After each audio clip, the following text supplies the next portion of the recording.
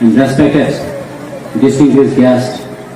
and ladies and gentlemen, thank you very much for giving me this opportunity. Actually,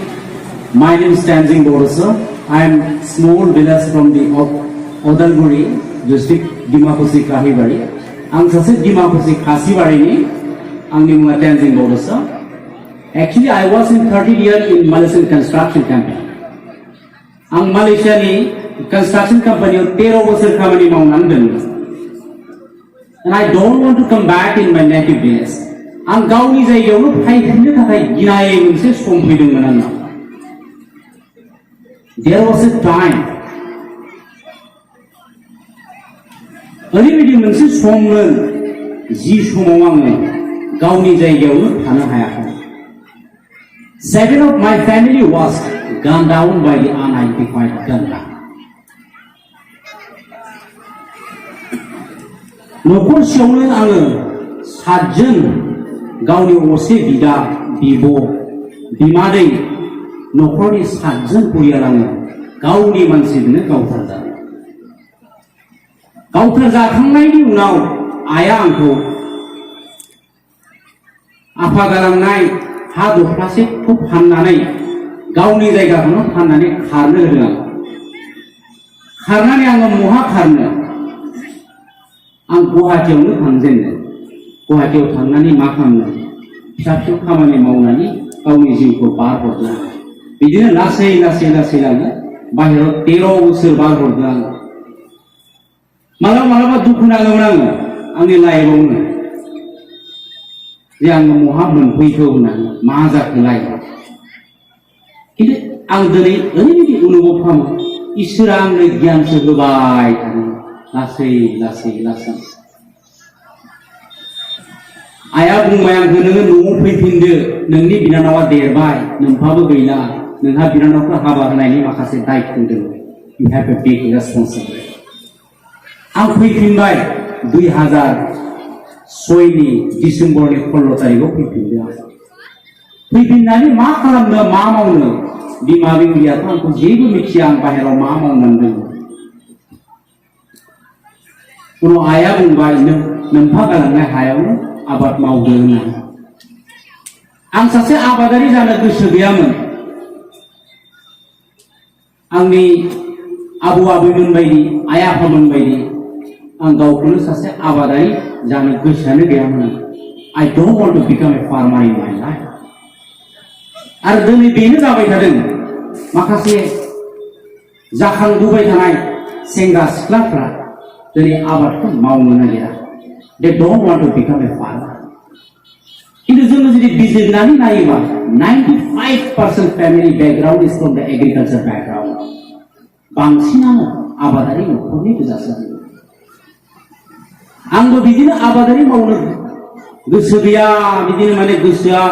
ज'आ आंहा बिदि जाबाय थाबाय. थेवब्लाबो बिमानि बुंनायाव आङो गायनो आराम्भ खालामबाय. आङो मैगं थाइगं गायबाय, बिदिनो कबि गायबाय, फानलु गायबाय, बिदिनो धोरोमनि मैगं थाइगं गायजेनबाय आङो. आं सानबाय थाबाय बेबायदि आबाद मावनानै आंनि जिउखौ आं माबायदि सोलायनो हागोन, माबा मोनसे मावना गालांनो हायो नामा आङो, बिदि सानखांबाय थाबाय आं. उनाव जेब्ला आङो आबादखौ स्टाडि खालामनानै नायबाय, tea was the major business in our place. जोंनि जायगायाव साहा आबादानो बांसिन मानसिफोरा साहा आबादखौ गायबाय थादों. अब्ला साहानि सोमोन्दै आङो ABC जेबोआनो मिथियामोन. आङो साहा बिफाङा जे 32टा जातनि जे साहा बिफां दङ बेखौनो सिनायामोन आं. फांफ्रोमबो बिफांनि नामा मा बेखौनो सिनायामोन. लासै स्टाडि खालामनो आराम्भ खालामबाय आङो. बोहि आरो कलम लानानै जायफोरा मादार टी फैक्ट्री गोदोनिफ्राय साहा गायबोबाय थादों आरो साहा गायजेनग्राफोरनिफ्राय माखासे इनफरमेशन कालेक्ट खालामबाय. साहाया जे 32टा जातनि साहा बिफां दङ आरो मोनफ्रोमबो जातनि केरेक्टारफोरा बेलेग बेलेग, फ्लेभारफोरा बेलेग बेलेग, मोदोमनाया बेलेग, बिनि कालारफोरा बेलेग बेलेग, बेफोरखौ स्टाडि खालामनानै गायनो आराम्भ खालामबाय आङो न'नि हायाव. जेब्ला आं गायजेनो माखासे एक्सपार्टफोरा आंखौ फोरोंबाय साहा बिफांखौ माबायदि गायनांगौ, फांसे बिफांनिफ्राय फांसे बिफाङा बेसेबां गोजानाव गायनांगौ आरो माबायदि मेनारिं खालामनांगौ, बेयाव माबायदि हासार होनांगौ आंखौ फोरोंबाय. जेब्ला आं साहा बिफाङाव हासार होयो हासार होनो थाखाय माखासे एक्सपार्टआ बुंबाय आंखौ 21% इउरिया 22%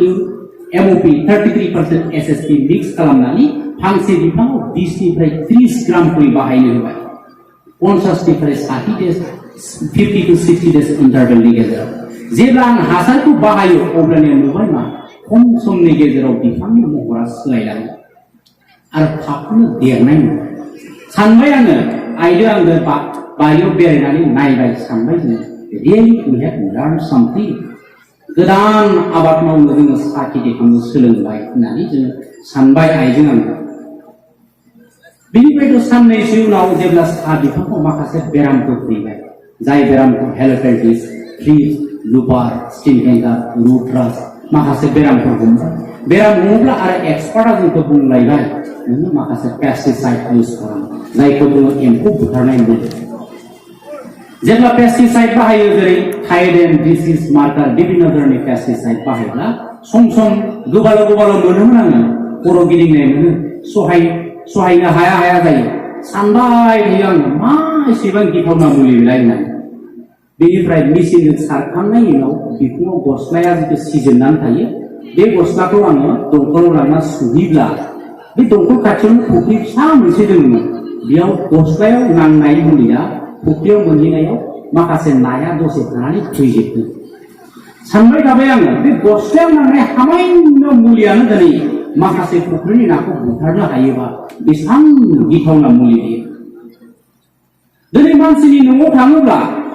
आलासिफोर फैयोब्ला बा जोङो फुंनि आराम्भनिखौ जागायजेननायखौ जोङो फार्स्टआव साहा कापसेखौनो जोङो लाइफखौ आराम्भनिखौ जों जागायो दिनै बे साहाखौनो दिनै आं इमान केमिकेल फार्टिलाइजार पेस्टिसाइड होनानै बाहायोब्ला बेखौ मानसिया आं बोरै लोंहोनो हागोन हाउ आइ केन फिड द पिपल विथ द पयजनिं काप अफ टी मोनसे बिस गोनां साहाखौ आङो बेखौ मानसिनो माबायदि लोंहोनो हानो बिनि बेलेग मा राहा दङ बेखौ सानबाय थाबाय आङो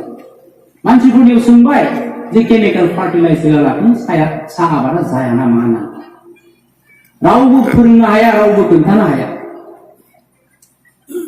जोंनि गामिफ्राव गोदो गोदायनि बोराय बुरैफ्रा मालाबाबो हासारखौ बाहायफेराखैमोन इउरिया बाहायामोन एमअपि बाहायामोन दासिमबो माखासे बोराय बुरैफ्रा गोदोनिफ्रा इउरिया एमअपि माखासे केमिकेल फार्टिलाइजारनि सोमोन्दै मिथियो आं सानबाय थाबाय गोदोनि मानसिफ्रा मालाय गोबोर सेवनाय गोरान बिलाइ सेवनाय जाबोर सेवनायफोरखौसो आबादाव बाहायोमोन बेखौनो बाहायजेननो हमबाय आं साहा आबादाव लाखै इनफरमेसन कालेक्ट खालामबाय अरुणाचलाव थांनानै सिंखु गामिफोराव बेरायनानै आङो सिंखुफोरनिफ्राय माखासे इनफरमेसन लाना फैबाय थेवब्लाबो आंहा आनसेटिसफाइड जाबाय थाबाय आङो बेनिफ्राय भारताव प्रथम खेथियाव एवार्ड मोननाय डक्टर एलनारायण रेड्डी बिनि फारामाव थांबाय आङो बेंगालुरु दरबेलाफोराव आरो बिथांखौ लेंहरनानै लानानैबो फैबाय आङो बिनि बयसआ बै समाव 78 इयारमोन दिनै हयथ' 100 बोसोरनिख्रुइ बारा जाबाय बिनि बयसआ थेवबो आंनि गोसोआ मानियोलाय आङो केनाडानि मोनसे फार्टाइल ग्राउन्ड होनना बुंनाय एनजिअखौ इनभाइट खालामहरबाय आङो इमेलनि जुगेदि लिरहरबाय आं लिरहरनाय समाव बिसोर फैनो राजि जाबाय बेनिफ्राय माखासे गुबुन हारिफोरा लिरहरफिनबाय जे बर' जायगायाव दाथां बर' जायगाया माखासे हाथियार हान्जाफोरजों गादबजानाय मोनसे जायगा आरो खोब गिथावना जाति डोंट गो टु द बडलेण्ड होननानै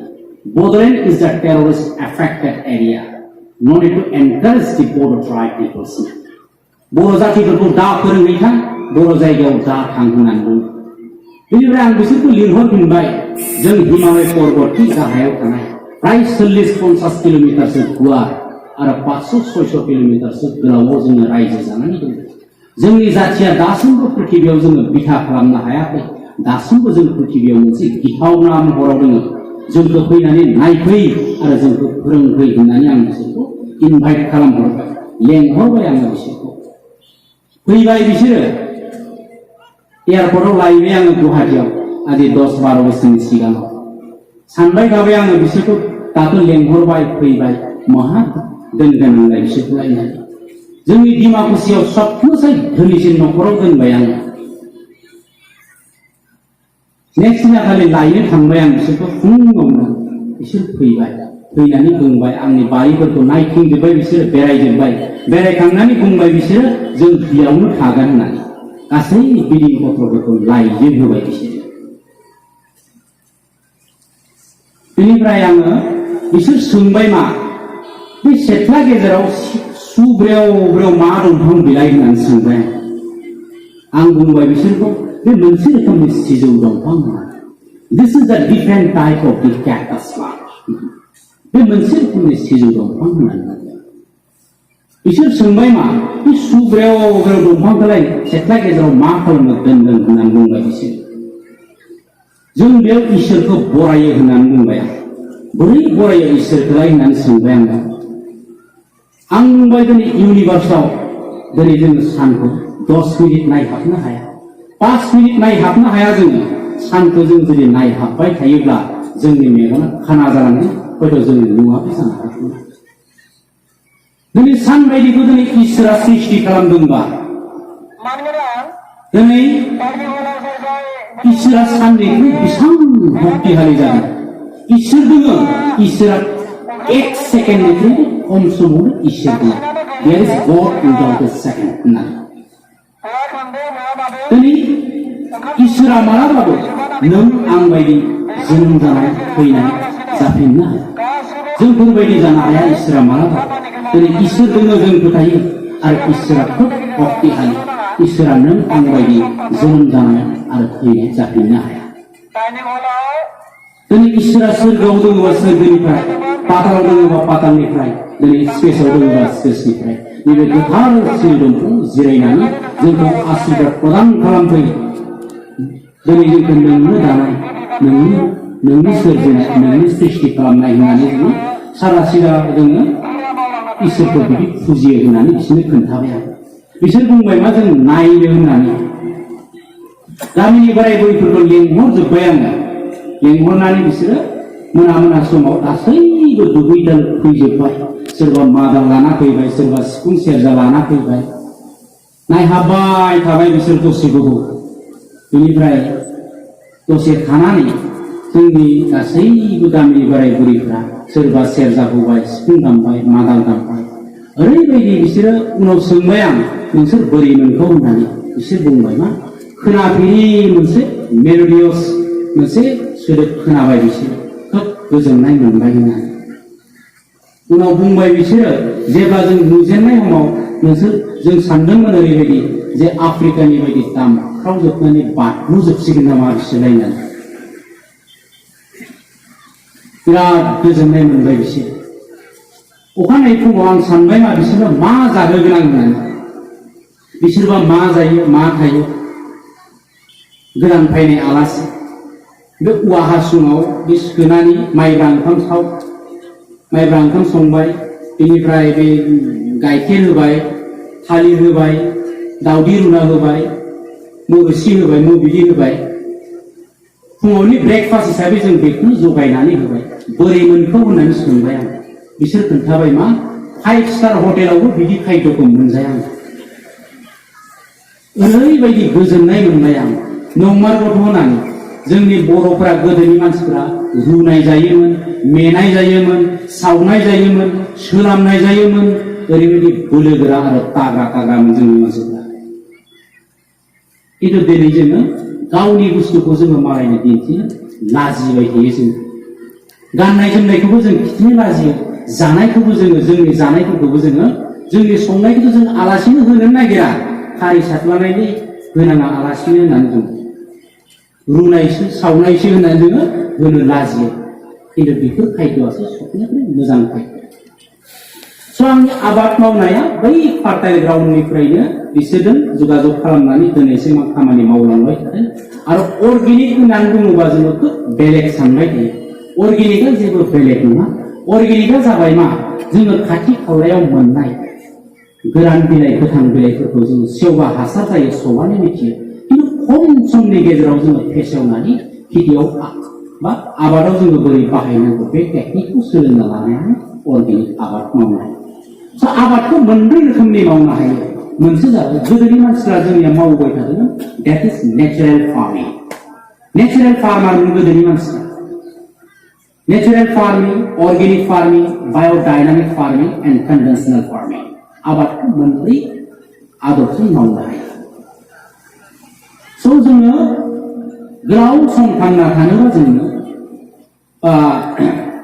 मोजां देहा जों जुदि मोननांगौब्ला जोङो अर्गेनिक आबाद अर्गेनिक आदबजों मावनाय खायद'खौ जों जानांगोन नेचारेल खायद'खौ जों जानांगोन बाय'डायनामिक खायद'खौ जों जानांगोन जों कन्भेन्सनेलि खायद'फोरखौ दाजा दायो मार्केटआव कम्पिटिशन जाबाय थादों that is IMO product and GMO product IMO माने indigenous microorganisms indigenous microorganismआसो माखासे हायाव साहिफोर थायो गुफुर साहि गोजा साहि गोथां साहिफोर थायो बै साहिफोरा गोरान बिलाइखौ सावग्लिनानै बिसोरनि हासुनाय बिसोरनि सावग्लिनायावसो माखासे मैलोबान बुस्थुफोरा थायो जायखौ जिंक केलसियाम मेग्नेशियाम आयरन पटेशियाम होनना बुङो फांसे बिफाङा गावनि दालाइ गोरान आरो बिलाइ गोरानखौ जानानै मालाबाबो थांना थाया GMO प्रडाक्टआ मार्केटखौ अकुपाइड खालामबाय थादों बे जाबाय जेनेटिक मडिफाइड फुड होननानै बुङो बेखौ जेरै हाइब्रिद खाद्य जायखौ जोङो सहज सरल भाषायाव जोङो हाइब्रिद होननानै बुङो जेरै बयलार दाउखौ सोबानो मिथियो दिनै सिगुननि जिनखौ लाना फैनानै लकेल दाउआव सोना होबाय बेखौ बिनि जिनखौ सोलायबाय दिनै अमानि जिनखौ लाना फैनानै बिलाथि फान्थाव सोना होबाय मोसौनि जिनखौ लाना फैनानै कबियाव सोना होबाय मैसोनि जिनखौ लांनानै माने फानलुआव बा फान्थावआव सोना होबाय बिनि जिनखौ बदलायनायखौनो जेनेटिक मडिफाइड फुड होनना बुङो माब्लाबा जों बेफोरबायदि खायद'खौ जुदि ग्रहण खालामोबा जोंनि देहाया अकस्मात बुलांनाय बेदर बारिनाय खर' गिदिंनाय बेफोरबायदि जोंनि देहायाव जायखिजाया बेमारजों जुजिनो हायै गोहो जालांबाय थादों थ' बेनि कारनाव जोङो हदाय हाइब्रिड खायद'निफ्राय बा जेनेटिक मडिफाइड फुडनिफ्राय जों हदाय गोजानाव थानांगौ जोङो सासे मोजां खेतियक बा मोजां आबादारि जानो गोनांब्ला जोङो हानि सोमोन्दै मिथिनांगोन पृथिबीनि हाया दिनै अन्थाइनि गावलाबनाय गुन्दै गोजा 70% द रक कास्ट इन द सॉइल दिनै दंफां लाइफां जानो गोनांब्ला जोंनि हायाव दिनै गोसोम हानिफ्राय गोसोम हाया गोसोम अन्थाइनिफ्राय सृष्टि जादों दिनै गुफुर अन्थाइनिफ्राय गुफुर हा सृष्टि जादों गोजा अन्थाइनिफ्राय गोजा हा सृष्टि जादों किन्तु माबा मोनसे दंफां लाइफां जानो गोनांब्ला जोंनो 10% बार 10% दै 8% माने micro organism and 2% humus and humus is the most important humus माने इसरा दानाय जि डेड बडी दं दालाइ गोरानानो जाथों बिलाइ गोरानानो बे सेवनाया 2% थानांगोन आरो बियो हदाय हानि आधा फुट आरो 1 फुट लेयारावसो थायो आरो बे माखासे मैलोबान साहिफ्रा above the 32 degrees Celsius, even the minus degree Celsius, they cannot be survived. Nature worship. गेजेराव लंडननि आलासि फैदोंमोन बिसोरखौबो सोंबाय आङो बिसोरबो बुंबाय मा गोदो बिसोरबो इसोरखौ दंफां गुदियावसो नागिरजेनदोंमोन होननानै दिनैबो लंडनफोराव